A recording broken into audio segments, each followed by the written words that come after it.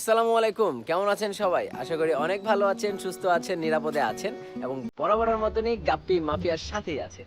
আমি মোহাম্মদ আতাউল্লাহ শাহেদ আপনাদের ওয়েলকাম জানাচ্ছি অ্যানাদার এপিসোডে। আজকে আমি যে বিষয়টি নিয়ে কথা বলতে এসেছি সেটা হচ্ছে সূর্যের আলোর কন্ট্রোল, তার মানে হচ্ছে কন্ট্রোল সানলাইট। যে সানলাইট আমাদের ট্যাঙ্কের জন্য কতটা জরুরি এবং সানলাইট বেশি হয়ে গেলে আমরা কি ধরনের প্রবলেমে পড়বো এবং আমরা সানলাইটটিকে কন্ট্রোল করব কিভাবে, আর দিনের কত ঘন্টা আমরা সূর্যের আলো আমাদের ট্যাঙ্কে দিব।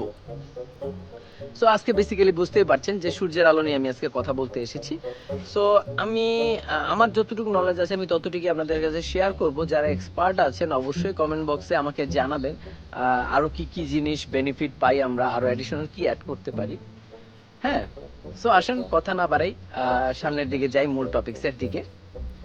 তো গতকালকে রাতে যখন আমি আমার ট্যাঙ্কের আমার যে ফার্মের ভিডিওটা পোস্ট করি, তখন এক বড় ভাই আমাদের জিজ্ঞেস করে আমাকে যে ভাই আমিও সাথে ওপেন স্পেসে ফিশ পালতে চাই, বাট সানলাইট তো অনেক পড়ে, সেক্ষেত্রে আমি কি করব, মানে আমার করণীয়টা কি। আগে বলে নেই ভাই, সানলাইট আপনার জন্য মানে উপকারী কিভাবে।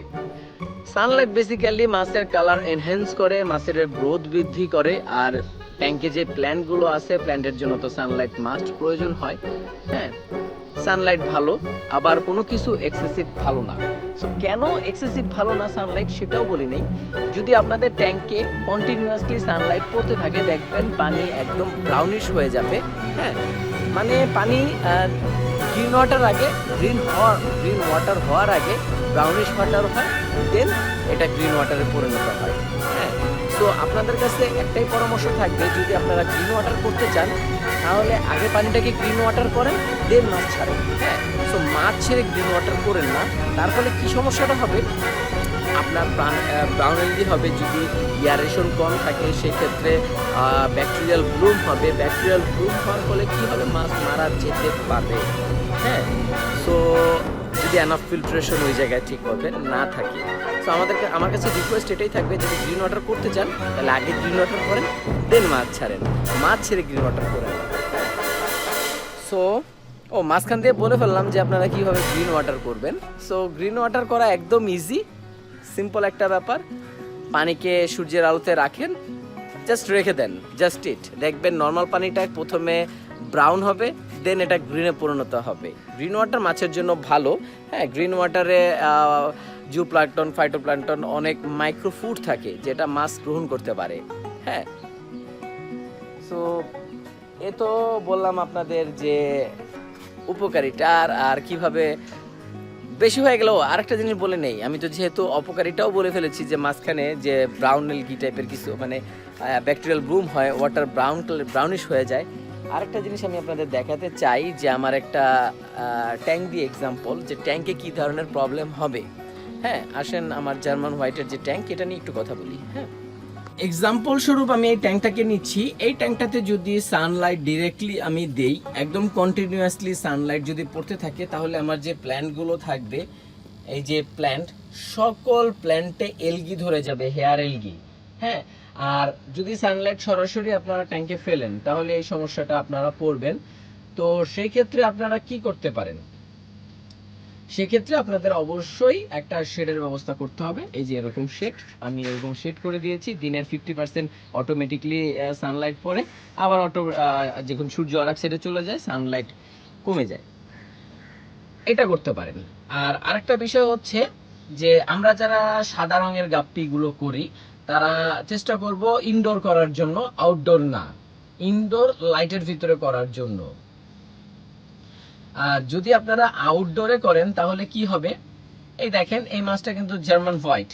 সো আমি যেহেতু এটাকে আউটডোরে এক্সপোজ করেছি, সেক্ষেত্রে এটা কি হয়েছে, আপনার ডিরেক্ট কথা হচ্ছে স্ট্রেনটা নষ্ট হয়ে গেছে।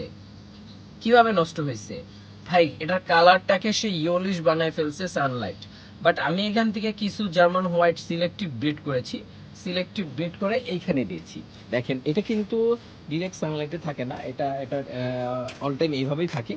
এইখানে যে জার্মান হোয়াইটগুলো হয়েছে আপনারা যদি একটু লক্ষ্য করেন, এটা কিন্তু ইয়েলোইশ না, দেখেন এটা হোয়াইট কালারই হবে। যেটা বলতেছিলাম যে ওপেন যদি সানলাইটে একদম দিয়ে দেন, হোয়াইট কালারের মাছগুলোতে একটু কালার নষ্ট হয়ে যায়, তো এটাকে ইনডোরে করবেন। আর এটা হচ্ছে মেইন বিষয়। আর যারা আমাকে জিজ্ঞেস করে যে ভাই কতক্ষণ সানলাইট দিব ট্যাঙ্কে, হ্যাঁ ভাই, সানলাইট কোনটা ভালো, কথা আছে না, সকালের মিষ্টি রোদ এবং বিকালের মিষ্টি রোদটা খুব ভালো মাছের জন্য, বাট দুপুরের কড়া রোদটা কিন্তু মাছের জন্য ভালো না।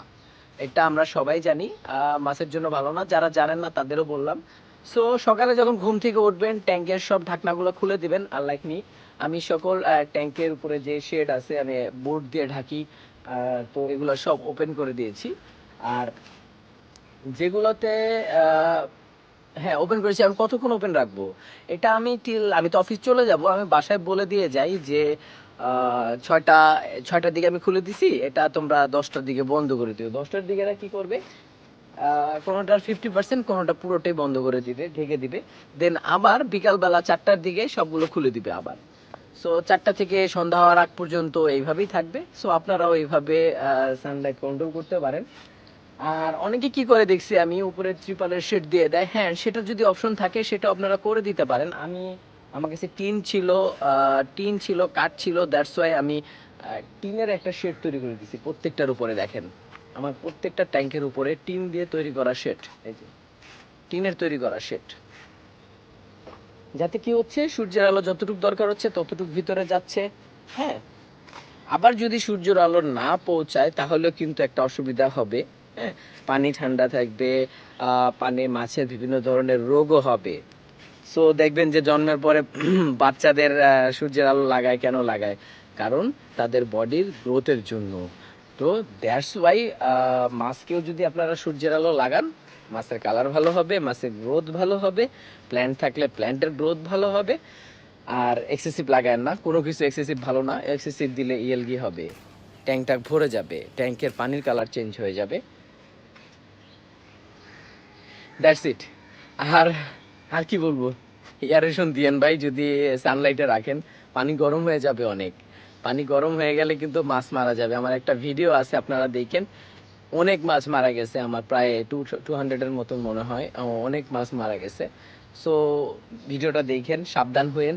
সূর্যের আলো যদি বেশি ফালান তাহলে পানি গরম হয়ে যাবে, মাছ মারা যাবে। So be careful. So thank you for watching my video. সবাইকে অশেষ ধন্যবাদ ভিডিওটি প্রথম থেকে শেষ পর্যন্ত দেখার জন্য। আশা করি একটু হলেও আপনাদের উপকার হবে।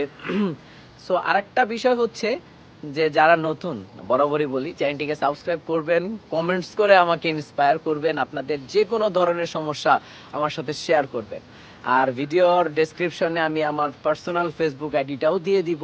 আপনারা যারা আমাকে কোশ্চেন করতে চান বা আপনাদের ভিডিও শেয়ার করতে চান, আপনারা যদি কোনো পরামর্শ চান, আমাকে আমার ফেসবুকেও নক করে বলতে পারেন।